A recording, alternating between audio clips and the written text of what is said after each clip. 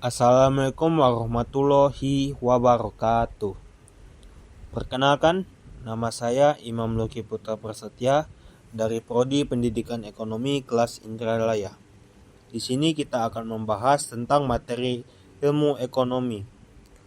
Untuk tujuan pembelajaran materi ilmu ekonomi, yang pertama, siswa diharapkan dapat memahami bagaimana individu, bisnis, dan pemerintah membuat suatu keputusan ekonomi, yang dimana hal ini meliputi bagaimana kita melihat apa yang akan dibeli, bagaimana perusahaan menentukan harga produk, serta bagaimana pemerintah mengatur perekonomian dalam suatu negara.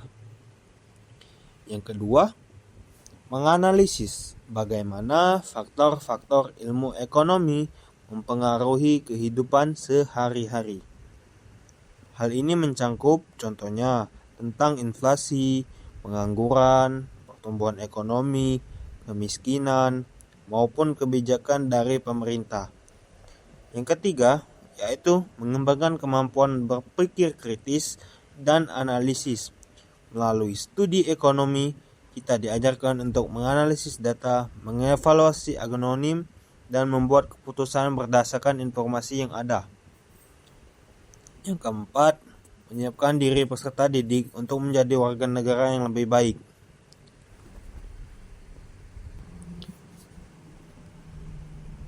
Yang kelima, pemahaman tentang ilmu ekonomi memungkinkan peserta didik untuk berpartisipasi secara aktif dalam diskusi tentang isu-isu ekonomi yang penting dan membuat pilihan yang lebih baik sebagai konsumen maupun pelaku ekonomi lainnya. Nah, langsung saja. Berdasarkan kolase tersebut, ilmu ekonomi ini merupakan ilmu yang mempelajari kegiatan manusia dalam memenuhi kebutuhannya dengan sumber daya yang terbatas. Selain itu juga, ilmu ekonomi mempelajari berbagai hal. Contohnya yang ada dalam gambar pertama itu, ada seseorang petani yang sedang menimbang hasil panennya. Hal ini dapat diklasifikasikan sebagai kegiatan produksi. Nah, yang kedua, ada seseorang yang sedang melakukan distribusi. Sudah jelas berarti hal tersebut merupakan klasifikasinya distribusi. Nah, untuk foto yang ketiga dan keempat merupakan gambaran konsumsi barang atau bisa disebut sebagai perilaku konsumen gitu. Nah, selanjutnya, ilmu ekonomi ini muncul karena adanya kondisi kelangkaan, yaitu kebutuhan masyarakat tidak terbatas, tetapi sumber daya yang dimiliki untuk memenuhi kebutuhan tersebut terbatas gitu. Selain itu juga, ilmu ekonomi mencangkup pengalokasian sumber daya, pengelolaan sumber daya, dan sebagainya.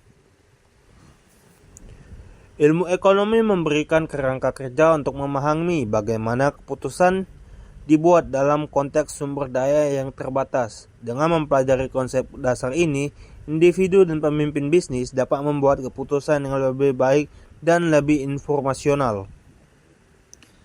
Nah, atau bisa juga ini, ilmu ekonomi itu dibilang sebagai studi tentang bagaimana individu, kelompok, dan masyarakat membuat keputusan tentang penggunaan sumber daya yang terbatas untuk memenuhi kebutuhan dan keinginan mereka. Nah, sebenarnya terdapat dua cabang utama dalam ilmu ekonomi ini, yaitu ekonomi mikro dan ekonomi makro.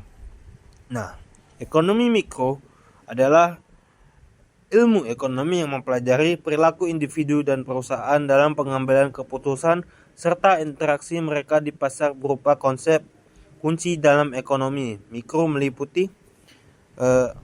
Ilmu ekonomi mikro ini meliputi tentang ilmu yang mempelajari tentang permintaan dan penawaran, elastisitas, biaya peluang, pasar, persaingan sempurna, dan monopoli.